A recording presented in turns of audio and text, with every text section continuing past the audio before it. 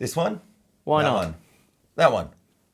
Hey, welcome to Crafty Music Tips. My name is Crafty, and at this moment, I'm here with Darren, Mr. Sing It Live. And look, you'll be pleased to know that the conversation will be much more serious and definitely better than that introduction. What did you think I would do at this moment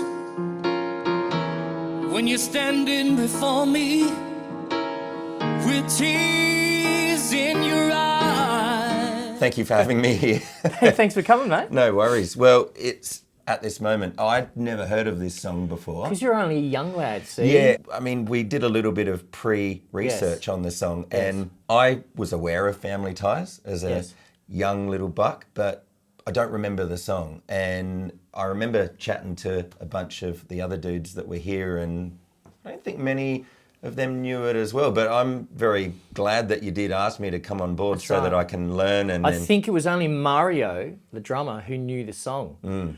Grant, who played the piano. It was a piano song. He did know the song. He had played it before, but only because someone wanted him to play it and learn it, because it was singers. You're a piano player, learn this song. And so it wasn't something that he was really that familiar with. Everyone else, including Damien's sort of going, huh? Emil, who played sax, did not know the song. You know, it's a great feature for sax. I couldn't do this song without those two elements, really. And I've been trying to find a pedal steel player for this specifically. So I needed pedal steel and I needed saxophone. And it was really great to have two newbies in the room, really, because we had Tyler Venter on pedal steel, who ended up playing guitar on another track as well. A fantastic player and a young guy, because pedal steel is not a young guy thing, not that often, is it? You generally see, there might be a guy with a beard. It is now. A beard and a very old hat, or something, with some tats and scars. But pedal steel it's a complicated instrument.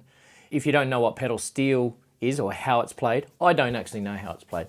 But I know there's pedals that do different things. So your guitar, your strings are stretched over the top, and there's no really frets that you're sort of hitting, right? So they're just strung, they're tuned, but hitting certain pedals will shrink some and stretch others. Cool. So that hurts my brain. so when you have chords like on the piano and you need to just change one note, it will just, but keep one in the middle, it'll do that. So your pedals will do different things, stretch to a fourth, and different combinations of pedals do different things as well.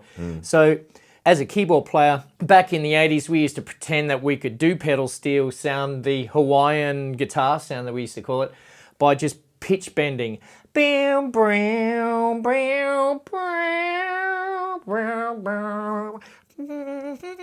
And that was always, this is how they do it. But really, once I found out that some strings are stretching and some, maybe conversation's a little bit complicated, but the pedal steel is absolutely, it's a unique sound. You can't do that on a guitar either. It was originally, I called you up, I don't have a pedal steel player, what do you think about trying to play some slide or just somehow making it sound like that it was pedal steel, And there were versions without pedal steel, though. There were versions of the song, but I just didn't want to do that one. Yeah, so thankfully we got Tyler in, and fantastic job, and Emil as well on sax. Yep. On your dudes. Yeah, fantastic.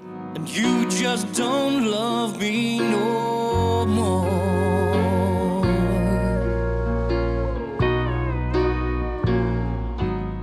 So what about the origin of the song for you? How did you first hear it? And I remember you telling me that it's your go-to karaoke song, right?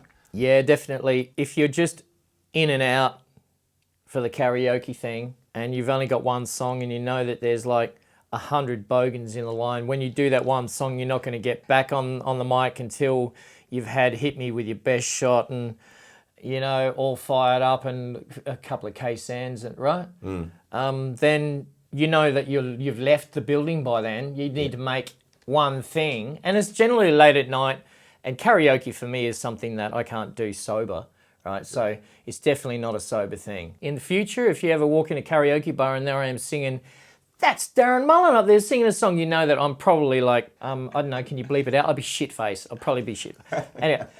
And so this song is that heartbreak, late at night, drained emotionally sort of track. And I remember playing it, because I played piano bars a lot. I was a solo keyboard player, vocalist when I was younger, before I joined bands and stuff. This would have been the perfect piano bar song. Yeah.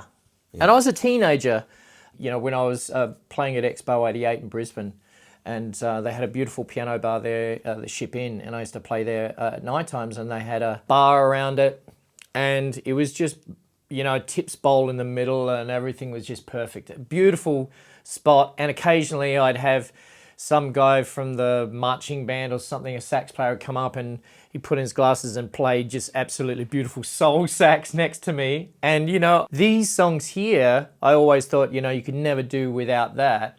But I was singing them because I loved them. When the song became a hit in Family Ties, I was glued to that show and loved it. And Michael J. Fox was the coolest guy in the world. I wanted to be that sophisticated. He's good looking and sensitive and all those things that geeks like me wanted to be, right? So, That's but funny. I had that similar thing, yeah. in reality, I had braces and a face bow, and I played the organ, you know, till I was 13, 14, 15, and then before I went to piano and stuff. So I wasn't cool. I was a very geeky, you know, I wanted to be that. So I was watching that show religiously. He was just my hero. The scene when it happened, she's gone, they've had this fight, the song starts, and it goes all the way through to a, you know, like a bus depot thing. He's just sitting there by himself, and she sees him, and it's just very powerful.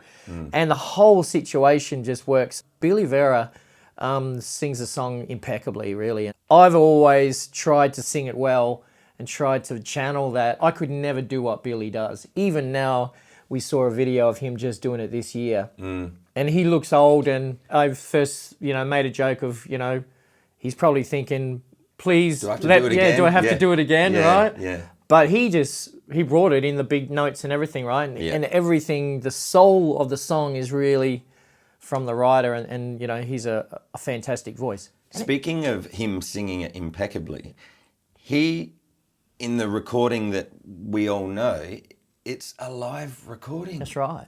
Like in West Hollywood, the ROXY or something. Yeah. No auto-tune, no fancy studio tricks. No. On stage with the band is similar to what we're doing here, right? So I figured too that's a big reason why we should have done the song. Now, back in the days when I was in the Harley Street Country Club, I used to always throw the song at Con, and he would throw it in the bin and just say, no, it's just got, you know, I won't tell you what he said, but it wasn't, he didn't like the song. And look, I can understand it's not a funky, disco-based funky thing. And it was a waltz. 1, 2, 3, 1, 2, 3, which is, and it just had a lot of soul, and it was a singer's song. And I suppose I really just wanted to do it back then. Hey, look, I'm glad that we didn't do it back then, and I get a chance to do it here. And with pedal steel and everything as well. We all needed to be in the room.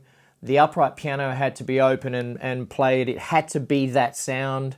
You couldn't use a keyboard. I mean, I've got lots of great piano sounds and lots of keyboards, but we really needed those organic elements to really pull it off. That was my dream come true, to get all of those elements and to be the singer. It was fantastic. So, yeah. So you're right, it's organic, isn't it? That's really what it is. And so I guess, you know, you don't want to plastic up anything that's organic. You know, like we actually had the pedal steel, we actually had the sax player, we actually had this awesome piano. And I got to say that I'm glad that the pedal steel guy and the sax guy was able to be found and was available to come to the studio, because we had a couple of phone conversations, which is, do you reckon you could do something on the guitar that kind of is a bit pedal steel like? And also, it was it the day before, I think, where you said, I just thought I'd let you know that you might have to do the solo because we don't have a sax player now. That's right. And then I got a text and he's going, I'm in. But, you know, this is what happens here. Yeah. Because, like, we had our concert lately, and it's out on demand, plug. And you weren't at the concert, you were busy doing stage for some rock and roll guys, who, you know, some rock stars who come to town because, I mean, who do you get, right? The juggling act of life. But look, the amount of people that we had to get 16 people or so on stage, right, was a huge feat for one night. In the studio here, to gather people, is probably the hardest thing I have. I've got the songs and what I need to do, and it's getting the people in a 2-hour block or 4-hour block if you're doing 2 songs. And it just happened that it worked out. Look, I know this song dynamically as well starts very small. The vocals set the picture, but the band has big moments. I remember when we were doing takes of it, and I said, when we hit that sax solo, it's the peak of the song. Everyone needs to be playing at 100% right for that, right? And everyone's go, oh, okay, you know, because that was the moment when I'm going, oh, again, because it kind of, I remember in the practice take, we kind of went, oh, yeah, there it is, where it was had to hit. Pow. That's right. Yeah. And right at the end, when I hit the last note too, right, it had to be the same impact of that all the way through to the end. Billy Vera always had lots of saxophones. He had at least 3 saxophones on stage whenever he did a song. And he only ever did pedal steel at the ROXY for that recording. Every other studio recording, there's one studio recording that we heard. And all the rest of the live ones, he only had guitars, and not pedal steel. So it wasn't a unique moment. I really needed that pedal steel because I really loved that version. I would have got more saxophones if I could have, but we were lucky to get one, right? If it was only me and the drummer who knew the song, I mean, we've got great musos, including you, mate, who learnt the song. And, you know, it wasn't an Earth, Wind and Fire, Tower of Power, massive chart, but the chords had to be correct. And yeah, I mean, I'm really happy. I got to sing at this moment. It's very cool.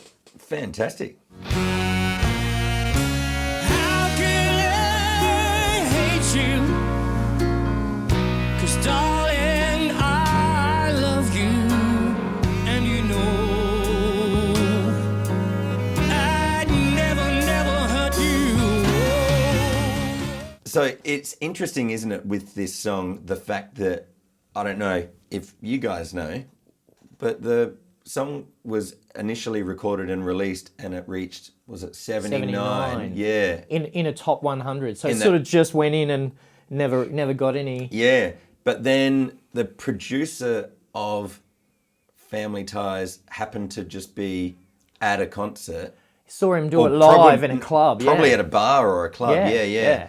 Because, wasn't super successful at that point. And then, so putting it on the TV show actually made the song. So here's a point where people say, you know, gigs, playing in front of drunk people is never going to get you anywhere. And there was always that fantasy of someone important is going to walk in, right? But this actually happened to him. Yeah. And it was a flop. And I'm talking the record company dropped him. 79, and they dumped him. Yeah. Because it was the record producer rang him up and said, I was at your show and that song's perfect for this scene. And the TV producer. Yeah, the TV producer from Family Ties. And he said, you know, we want to use that song in the scene. And at first he was going, go back to the record company and license it, right? Not thinking it was going to go anywhere.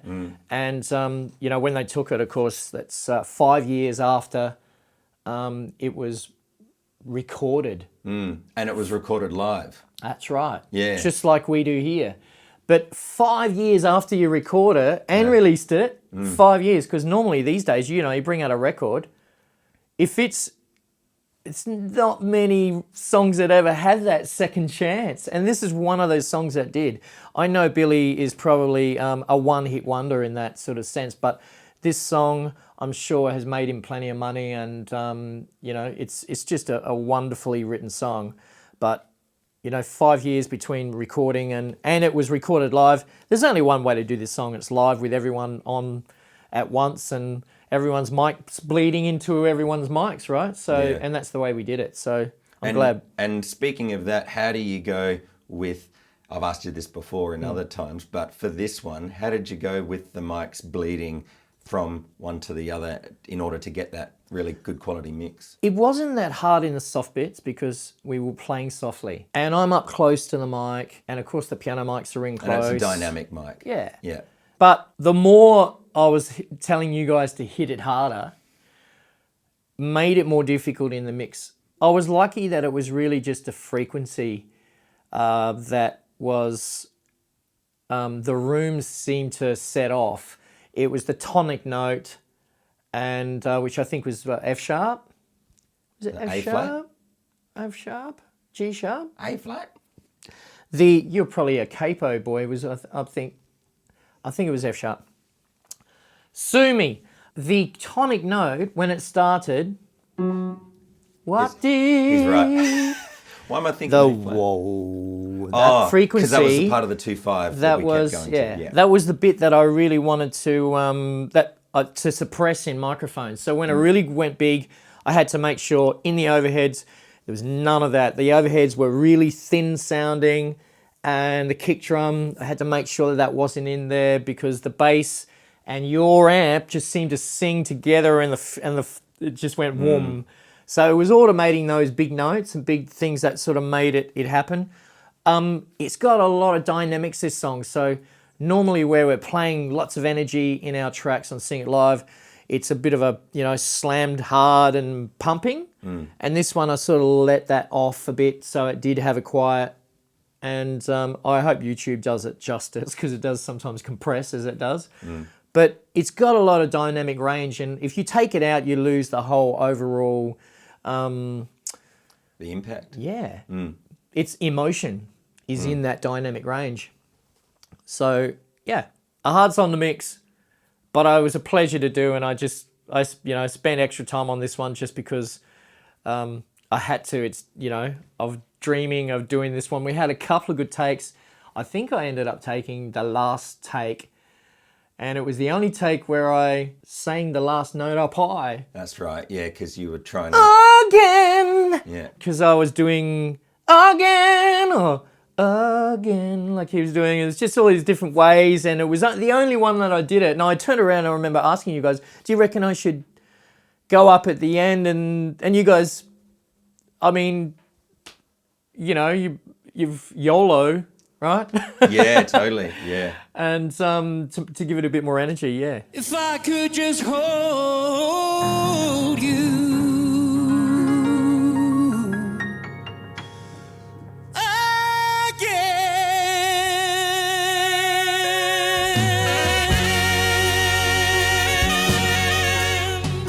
I hope that the young people like the song. If you've ever got a broken heart, or if you're going to have one, keep this one in your playlist because you'll need it.